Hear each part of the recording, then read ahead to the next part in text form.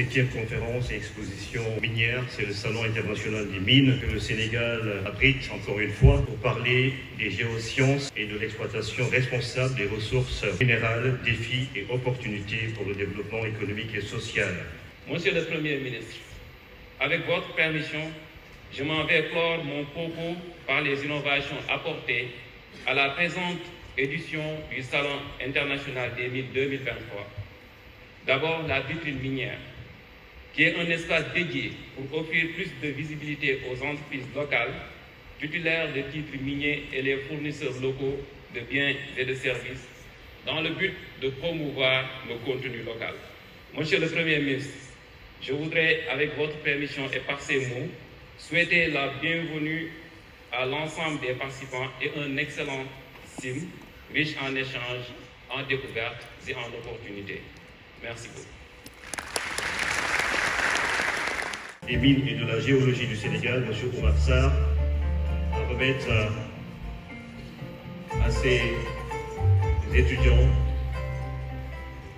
leur prix.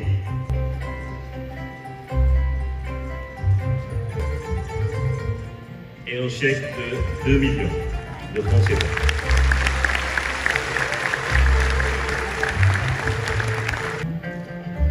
Bravo. À la 7e édition du Salon international des mines, 3 projets très innovants ont été récompensés. Des projets récompensant des étudiants sénégalais issus d'écoles qui ont été construites par la vision du président de la République. Avec ce projet, on est certain que les entreprises minières pourront se faire beaucoup plus de profit et donc augmenter la rentabilité de l'exploitation de l'or et augmenter donc les dividendes revenant à l'État et aux populations. Deuxième prix du Hackathon 2023.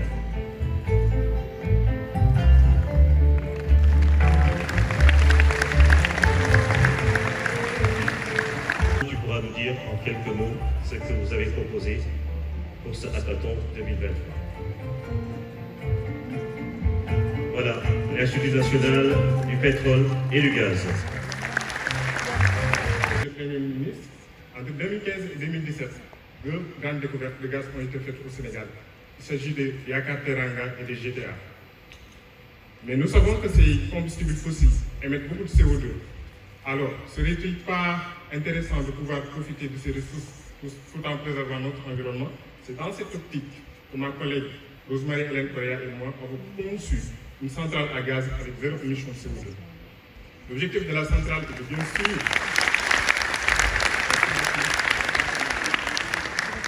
de bien sûr produire de l'électricité. Mais ce qui la différencie des centrales classiques qu'on a aujourd'hui au Sénégal est que le gaz qui sort de la turbine est traité et 94% du CO2 est mis sous son état supercritique et recyclé dans la chambre de combustion de la turbine.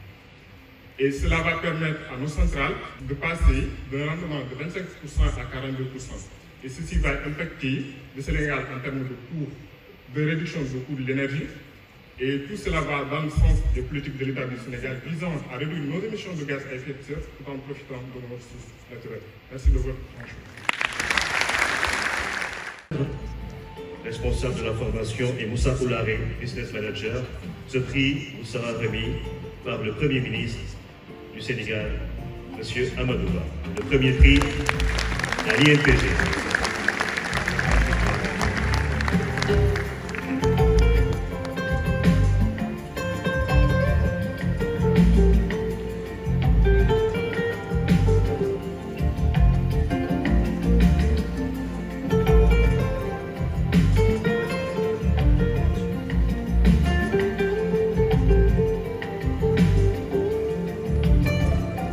Monsieur le ministre des Mines et de la Géologie du Sénégal, Monsieur le ministre des Mines et de la Géologie du Tchad, Mesdames et Messieurs, je suis Aboubakry Niang Diop, étudiant à l'Institut national du pétrole et du gaz, INPG.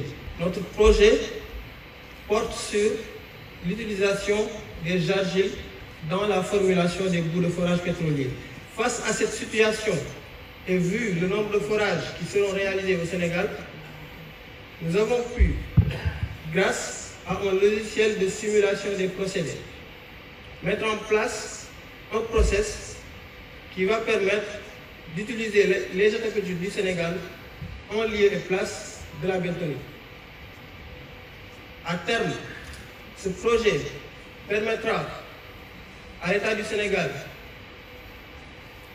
la création d'emplois, mais également les impôts et les redevances, pour les entreprises minières, la valorisation de ces ressources, mais surtout la mise à disposition d'une boue de qualité pour les entreprises pétrolières.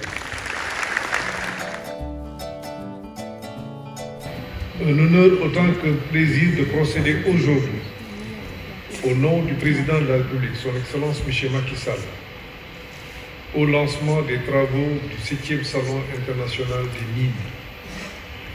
En effet, depuis 13 ans, se tient régulièrement dans notre pays cet événement majeur du secteur minier qui a toujours donné l'occasion au président de la République, son Excellence M. Macky Sall, de retrouver sa famille géoscientifique ainsi que les partenaires techniques et financiers et de mesurer les pas importants réalisés depuis les premières exploitations minières dans notre pays. Comme vous le savez sans doute, le Sénégal bénéficie d'un contexte géologique favorable, lié à l'existence d'un potentiel minier important, dont le développement joue un rôle de premier plan dans l'économie nationale. C'est pourquoi d'ailleurs le secteur minier est inscrit comme l'une des priorités du plan Sénégal émergent. À cet égard, il faut relever et se féliciter des résultats déjà obtenus dans la mise en œuvre des projets et réformes phares du secteur, notamment dans les 2 premières phases du plan Sénégal émergent. En 2021, le secteur minier a contribué à hauteur de 4,8% du produit intérieur brut. La production totale des produits miniers, ciment, acide phosphorique et engrais, est passée de 1 142 milliards en 2020 à 1 508 milliards en 2021, soit une hausse de 24%. Cette production en 2021 est essentiellement portée par l'or, avec 512 milliards, soit 34% de la production totale, suivi du ciment, évalué à 341 milliards, soit 22%, de l'acide phosphorique, avec une production de 298 milliards, soit 19%, des phosphates avec 79 milliards, d'ilménite avec 74 milliards et du zircon 62 milliards. La valeur ajoutée du secteur extractif est passée de 598 milliards en 2020 à 730 milliards en 2021, soit 22%. Voilà pourquoi le président de la République en appelle à l'implication de tous, en particulier le secteur privé, national et international, la société civile, pour que les investissements dans ce secteur névralgique de notre économie soient à la mesure de nos espérances.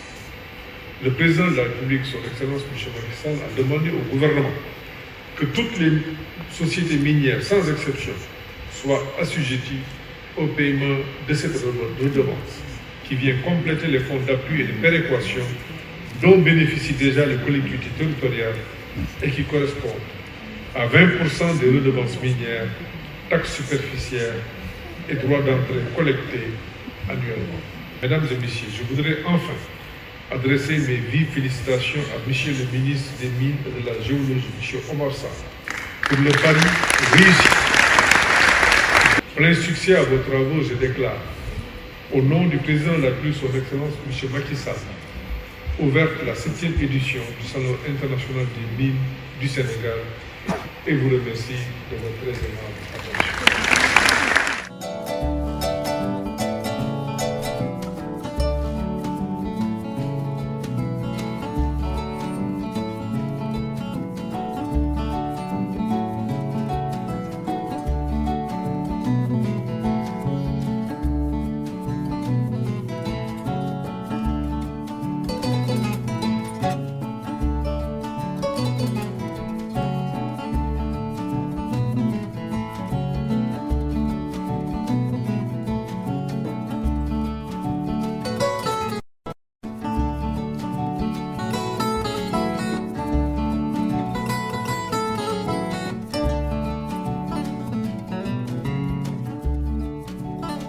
dans la présentation, on a parlé de la cartographie des ressources, la cartographie des risques. Et tout cela permet de développer des projets qui sont en phase donc avec le développement économique et social. Si vous ne savez pas ce dont vous disposez, vous ne pourrez pas bien négocier vos conventions. Et donc le service géologique, l'un de ses objectifs, c'était d'aider l'État à définir des zones promotionnelles sur lesquelles il pourrait négocier ce qu'on appelle le partage de production, qui est quelque chose qui n'existe pas dans le secteur minier, mais plus dans le secteur pétrolier. C'est un service qui a été créé comme un établissement public à caractère industriel et commercial, doté d'une autonomie financière. Également, au niveau des services géologiques, toujours pour parler d'innovation, l'usage donc des dernières technologies, des techniques qui permettent de cartographier avec l'usage de satellites, l'usage de la télédétection, tout cela contribue à mieux connaître les ressources dont nous disposons. En gros, je pense que par rapport à ce que vous dites, je ne vais pas entrer dans le domaine environnement et autres, parce qu'il y a d'autres qui sont mieux indiqués que moi pour y participer. L'innovation aussi, c'est ça. C'est le partage, le partenariat, les échanges, savoir ce que vous pouvez et ce que l'autre sait, pouvoir échanger et tirer le meilleur. En gros, je pense, en introduction, c'est ce que je dirais. Je reste à votre disposition. Merci.